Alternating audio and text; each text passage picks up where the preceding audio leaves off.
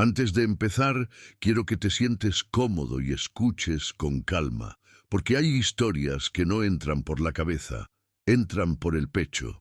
A veces todo cambia por un detalle mínimo, un brillo en una mano, un gesto repetido, una pieza que aparece donde no debería.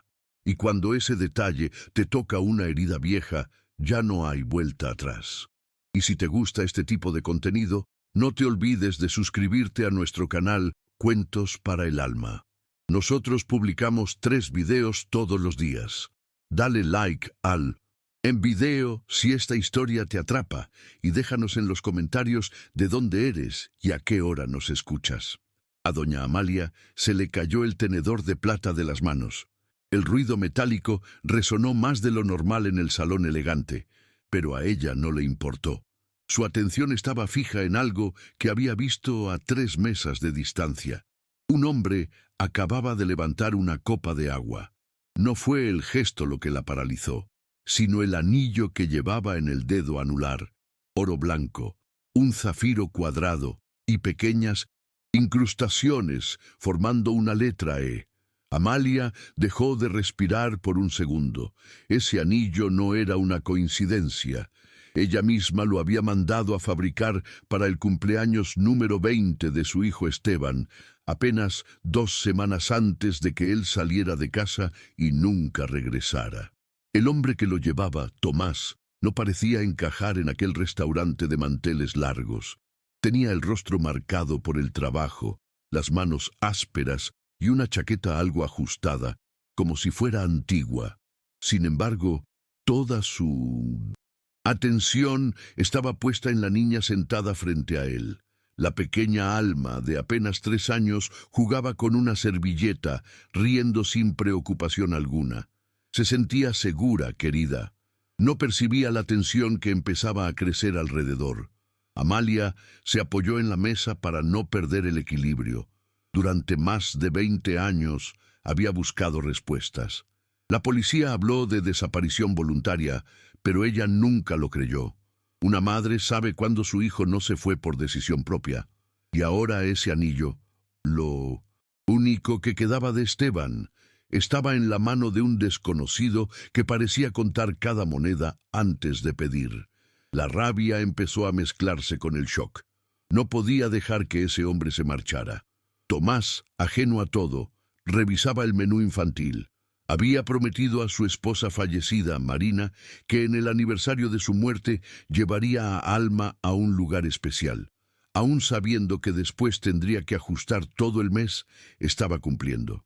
«Pide lo que quieras, hoy tú mandas», le dijo a la niña. Al mover la mano, el zafiro volvió a reflejar la luz.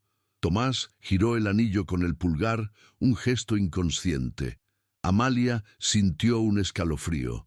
Esteban hacía exactamente lo mismo cuando estaba nervioso. Ya no había dudas. Tenía que enfrentarlo. Se levantó despacio y caminó entre las mesas. Sus pasos eran lentos, firmes. A medida que se acercaba, observó detalles que la confundieron. La paciencia con la que limpiaba la boca de la niña, la forma en que la miraba. Había ternura, y eso no encajaba con la imagen de un criminal, pero el anillo seguía ahí. Tomás sintió una presencia a su espalda. Un perfume antiguo llenó el aire. Por instinto, colocó su mano derecha sobre la mesa, protegiendo el vaso de Alma.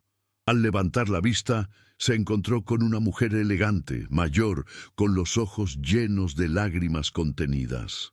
«¿Es una abuelita?», preguntó Alma en voz baja. Amalia no respondió. Sus ojos estaban fijos en el anillo. «Disculpe que interrumpa», dijo con voz firme, «pero necesito hacerle una pregunta, y necesito que sea sincero». Tomás se tensó. «Dígame, señora». Amalia se inclinó un poco hacia él.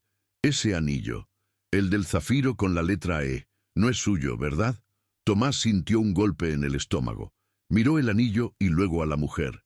«No, señora», admitió. «No es mío. Lo guardo desde hace muchos años, esperando que su dueño regresara por él». Las palabras dejaron a Amalia sin fuerzas. Se sentó sin pedir permiso en la silla junto a la niña. Alma, percibiendo la tristeza, le ofreció un pedazo de pan. ¿Hace cuántos años?, preguntó Amalia con la voz rota. Mi hijo desapareció hace más de 20. Se llamaba Esteban. ¿Usted lo conoció? Tomás asintió lentamente. No sabía su nombre. Para mí era solo el muchacho del puente. Amalia contuvo el aliento. Tomás comenzó a relatar una noche de tormenta, un accidente en el puente del río Aranda, un joven herido, sin memoria, entregándole el anillo antes de perder el conocimiento. Me dijo que si algo le pasaba, ese anillo debía volver a su madre, explicó. Eso fue lo único que me pidió. Amalia lloró en silencio. Lo llevé al hospital público de San Aurelio, pero no tenía documentos. Lo registraron como desconocido. Estuvo en coma semanas. Cuando despertó, no recordaba quién era. Tomás bajó la mirada. Yo intenté denunciarlo. La policía no me creyó. Me dijeron que había robado el anillo, así que me lo quedé. Era lo único que lo unía a su pasado. Amalia lo miró con el corazón hecho pedazos. ¿Usted lo cuidó? No podía dejarlo solo, respondió Tomás. Yo también crecí sin familia. Fui a verlo durante años. Le puse un nombre, Nicolás. Aunque no recordaba nada, siempre miraba este anillo. Le daba paz. Amalia respiró hondo. Entonces, ¿dónde está ahora? Tomás miró a la niña y luego a Amalia. Antes de responderle eso, necesito saber algo, dijo en voz baja. ¿Su hijo tenía los ojos verdes? Sí, respondió ella sin dudar. Tomás cerró los ojos un instante. Entonces sí, era él. Amalia sintió que el suelo desaparecía bajo sus pies. Le contaré todo, señora, añadió Tomás. Todo lo que pasó después, pero necesito que entienda que yo no estoy aquí para pedir nada. Solo quería cumplir una promesa. Amalia asintió en silencio. La verdad apenas estaba comenzando a salir a la luz. Amalia quedó sentada, con las manos apoyadas en la mesa, intentando ordenar lo que acababa de escuchar. El ruido del restaurante había vuelto poco a poco, pero para ella todo sonaba lejano, como si estuviera bajo el agua. Solo podía mirar ese anillo, ahora tan cerca, tan cargado de años que no había vivido. Tomás respiró hondo antes de continuar. No era una historia que se contara rápido. Después del hospital, dijo, lo trasladaron a un centro estatal en las afueras de Puerto Norte. Era un lugar grande, frío, con demasiada gente y pocos recursos. Yo trabajaba todo el día, pero iba cuando podía. Al principio no me reconocía, luego empezó a saludarme como si yo fuera parte de su rutina. No sabía quién era, pero sabía que yo volvía. Amalia. Cerró los ojos por un momento. Su hijo había estado vivo, perdido, confundido, pero vivo. Yo seguí buscándolo, susurró. Contraté investigadores, revisé listas, hospitales privados, incluso viajé a otras provincias. Nunca pensé que pudiera estar en un lugar así, sin nombre. Tomás asintió. El sistema no busca mucho a los que no tienen a nadie reclamando fuerte. Para ellos era solo un número más. Yo intenté mover cosas, pero no tenía dinero ni contactos. Solo podía estar ahí. Amalia lo miró con una mezcla de culpa y agradecimiento. ¿Y recordó algo alguna vez?, preguntó. Muy poco, respondió Tomás. Fragmentos, sueños raros. A veces decía que veía una casa grande, un jardín, una mujer elegante que lo miraba desde lejos. No sabía quién era, pero sentía que alguien lo esperaba. Yo creo que era usted. Amalia apretó los labios para no llorar en voz alta. La niña, Alma, había dejado de jugar. Observaba a los adultos con atención, como si entendiera que algo importante estaba pasando. «¿Mi papá está triste?», preguntó de pronto. Tomás se giró hacia ella de inmediato. «No, mi amor», le dijo con una sonrisa suave. «Solo estamos hablando de cosas viejas». Amalia sintió un nudo en la garganta al ver esa escena. El hombre que había cuidado a su hijo ahora protegía a esa niña con el mismo cuidado. «¿Por qué nunca vino a buscarme con el anillo?», preguntó Amalia de pronto, sin acusación, pero con dolor. Si sabía que era de su madre, Tomás bajó la mirada. Porque tuve miedo, admitió. Miedo de que no me creyeran, miedo de que me acusaran otra vez, y porque él nunca recuperó la memoria suficiente como para decirme su apellido. Yo no sabía por dónde empezar. Hubo un silencio largo. ¿Cómo murió?, preguntó Amalia finalmente, casi sin voz. Tomás apretó la mandíbula. Hace 3 años se enfermó de neumonía. El centro hizo lo que pudo, pero no era suficiente. Yo vendí mi moto, gasté mis ahorros, todo. Estuve con él hasta el final. Amalia sintió que el pecho se le comprimía. Antes de irse, continuó Tomás, tuvo un momento de claridad. Me miró fijo, como si por fin me viera de verdad. Tocó el anillo y dijo un nombre. Dijo Amalia. Me dijo que la perdonaba, que no era su culpa. Las lágrimas de Amalia cayeron sin control. Yo peleé con él, confesó. La noche que se fue, le dije cosas horribles. Creí que nunca me perdonaría. Tomás negó despacio. Nunca habló de odio, solo de una sensación de hogar que había perdido. Amalia se llevó una mano al pecho, intentando respirar. ¿Dónde está enterrado?, preguntó. Necesito ir. Tomás dudó un segundo. Mañana, dijo. Yo la llevo. En ese momento, Alma se quedó dormida sobre la silla, apoyada en el brazo de su padre. Tomás la acomodó con cuidado. Amalia observó el rostro de la niña con más atención. Los rizos claros, la forma de la barbilla, algo familiar que no supo explicar. Tomás, dijo despacio, esa niña no se parece mucho a usted. Tomás levantó la vista. No, respondió, porque no es mi hija biológica. Amalia lo miró, sintiendo que algo importante estaba a punto de revelarse. Es hija de Marina y de su hijo. El silencio que siguió fue absoluto. Amalia sintió que el mundo se reacomodaba de golpe. Tengo una nieta, susurró. Tomás asintió. Él lo supo antes de morir. Eso le dio paz. Amalia miró a la niña dormida con los ojos llenos de lágrimas nuevas, distintas. No había recuperado a su hijo, pero no lo había perdido del todo. Amalia no dijo nada durante varios segundos.